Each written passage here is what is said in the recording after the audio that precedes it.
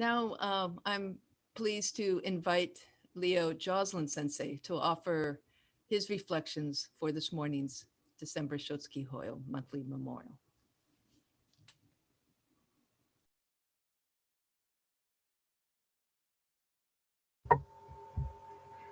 Good morning. Please join me in Gassho as I read the words of Shinran Shonin. The light of compassion illumines us from afar. Those beings it reaches, it is taught, attain the joy of Dharma. So take refuge in Amida, the Great Consolation. Namo Amida Butsu. Namo Amida Butsu. Namo Amida Butsu.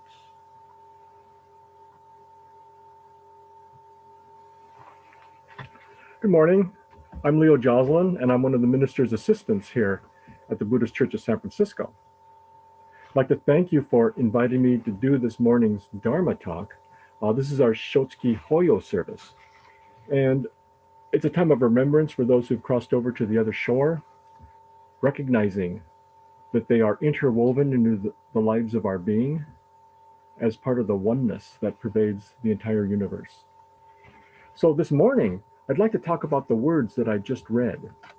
And these words, I think, are very important and applicable, not only for this morning's service, but also everything that's going on for maybe giving us some comfort for living during the time of a pandemic. So these words are from a verse written by Shinran Shonin, and they're from a wasan. And the wasan is Hymns of the Pure Land.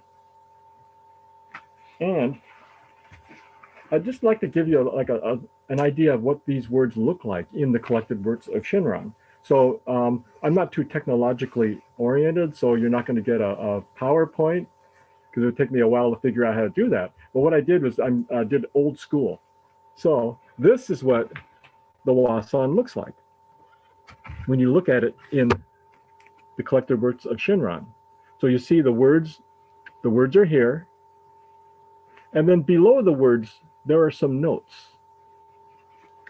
And I wanted you to see that because I'm going to focus on one of the lines in this verse and one of the footnotes written by Shinran.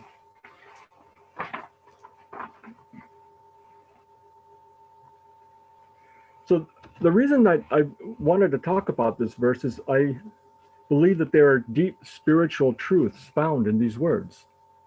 I especially like the last line. Amida is called the Great Consolation. And if ever there was a time where we needed great consolation, it's now, especially in this day and age where we have so much going on, with our pandemic. It's reaching new heights. The numbers are surging and it's getting pretty serious. We all are experiencing that now with shelter-in-place rules that are being tightened up. And we also have everything else going on, the financial crises and economic displacement. A lot of people suffering because of losing jobs, not having income. And then there's the racial injustice of people of color being oppressed. And then we have the political divisiveness and society being in a state of upheaval. And so with all of this going on, I think that these words of Shinran are very, very helpful. Otherwise, if we don't take care of ourselves spiritually and emotionally, we are at risk for going into despair. And I'm sure that many of you have heard that the rate of depression and anxiety is rising to new heights. And so it's very important that we take care of ourselves. And I think that this scripture, that this verse can be very helpful for us. Because at the same time, these words remind us that we can have gratitude for the fact that causes and conditions have come together in such a way that we can hear the Dharma.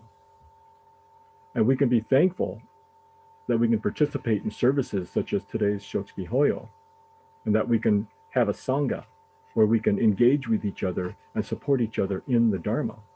And especially we can be grateful for the Nembutsu. We can live in gratitude for the workings of the primal Tao. And so I very much appreciate this verse from Hymns of the Pure Land. And I want to take a look at the last line where it says, take refuge in Amida, the great consolation. And so what exactly is meant by the great consolation? Okay, and so that's why I showed this to you, because there's a footnote where Shinran tells us what he means by great consolation. And by the way, this is in the collected works of Shinran. It's on page 327 of the collected works of Shinran. So he tells us what the great consolation is. He describes it. He says, great consolation, a name of Amida. All the sorrows, griefs, and evils of sentient beings are eliminated and they are comforted. And so I think the pandemic has greatly increased our sorrows and griefs. Here it says sentient beings are comforted. So what might this consolation look like? What does being comforted look like? What does it feel like? And I believe it's very real, but it's different for each and every one of us because we're here as the result of causes and conditions coming together, and those causes and conditions are going to be different for each of us. So what might this look like? I think it's very personal. And I think it's meaningful and it will resonate for you alone in however causes and conditions have come together. So I just wanted to share a story from my own life where I may have experienced great consolation. And this took place a few years back. I went to a seminar that was given by Dr. David Brazier. And some of you might have heard of him. He's a Shin Buddhist, actually, and he is a clinical psychologist. So he gave this seminar at the San Francisco Zen Center. It was an all-day retreat. And so I was really excited to go because I really admired his work. When I was in school, I studied his book, Zen Therapy, and I learned a lot from that book. And so it was very exciting for me to be there.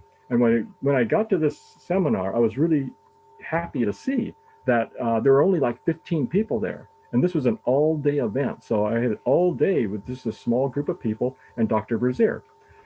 So, but unfortunately, during that time in my life, I was going through a lot of stress. I was working as a therapist, and I was working with some really traumatized people that had severe trauma in their lives. And I would, day in and day out, all day long, I'd be hearing these awful stories, many of them very violent, of what happened to these people, maybe things that they had actually done. And so they were people that were suffering really, really serious dukkha. And so you may have heard of a term, vicarious traumatization. And that's something that social workers, therapists, counselors are at risk at. If they hear these stories every day, what happens is that they begin to become traumatized themselves. And I think some of that might have been going on for me because I was feeling depression, I was feeling anxiety, I was feeling overwhelmed. And I think I was being vicariously traumatized. And so when I went to this workshop, I was listening to stories of suffering in the workshop. They were talking about dukkha, they were talking about vulnerable populations that were suffering. We touched on the Rihonga in Myanmar and the suffering that they were undergoing. And I started finding myself triggered. Now, at one point, Dr. Brazier was taking questions. And the way he did it was rather than having us raise our hands, he had us go up to the front of the class and sit in front of him. He put a chair in front of him and he sat there. And one by one, we went up, sat in front of him, and gave him our question directly. And so it was really quite an experience. So for me, I went up there, sat down, and the question that I asked was, how can we keep from despairing in a world where there is so much suffering? And in that moment, I was feeling some despair. But Dr. Brazier looked at me and he said, never forget the Buddha's smile. And when he said that, I don't know, something shifted within me, very deep within me. All of a sudden, I felt that despair lifting, and I felt energized. I felt much happier. And so something happened in that split second. Because in that moment, I could sense and feel that the Buddha's smile is grounded in the four Brahma Viharas, in compassion, loving kindness, sympathetic joy, equanimity. It's all there. And it seemed to come alive for me in that moment, in that split second. And so I believe that this was Namo Amida Butsu at work. Whatever happened, it did so deep within. Amida, the Great Consolation, became real for me in that moment. And seeing the Buddha's smile became real for me in that moment. So, of course, I'm speaking metaphorically, because the experience was beyond words and very personal. Remember, Shinran in the Tanishio, Shinran is quoted as saying, "When I consider deeply the vow of Amida, which arose from the 5 kalpas of profound thought, I realized that it was entirely for the sake of myself." So I believe one of the messages here is that Shinran was confirming that this is very individualized. It's a very personal experience, dependent upon causes and conditions. As Shinran said, it was entirely for the sake of myself only. So if you think back on your own, think back about experiences that you may have had that might have been similar, where you experienced great joy, where you experienced relief, where you experienced a relief of suffering. And think about how causes and conditions may have come together for you to have that moment. So for myself, going for myself, when I say the Nembutsu, when I take refuge in Amida, I somehow connect with the Buddha's smile, and I realize that I'm sustained by all things. So this is the only the way that I, as a foolish, ordinary being, as Bonbu, this is the only way I can think of to put it into words, because what I'm trying to put into words is beyond conception. Shinran said it's beyond the conceptual. And so this is just one way of talking about it. Was this Shinjin? I don't know. But what I do know is that the Nembutsu is the deepest and most important practice in my life as a sentient being.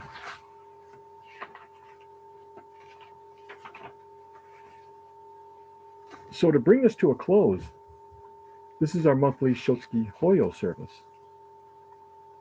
I believe that we recognize these truths in this service, even if it's only on an unconscious, unspoken level or for a split second. We remember those loved ones who've passed over to the other shore, who've crossed over to the other shore. We acknowledge that they have a place in our lives and that they are truly still here with us. And I believe that the energy of the Buddha's smile comes alive during the service. When we participate in services such as this, when we offer incense, when we chant, and especially when we say the Nembutsu, I believe that the Buddha's smile comes alive and that we are realizing our unity with unlimited power, our connections with all things, and our oneness. And this happens deep within. I also believe that saying the Nembutsu, we can move through the pandemic and whatever other upheavals come our way during these times. Hearing the Dharma as it unfolds in so many wondrous ways, we can allow our hearts to open to great compassion and loving kindness, spreading the Dharma as we do so. So I hope to keep this verse from Shinran's Wasan. I hope to keep this close to heart. And I will remember the Buddha's smile and allow it to come alive within me. And remembering, as Shinran taught us, that Amida is the Great Consolation. So please join me in Gasho.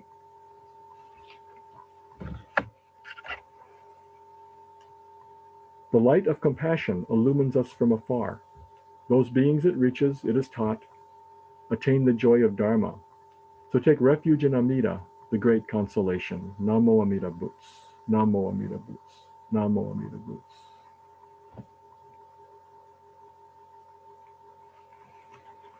Thank you so much.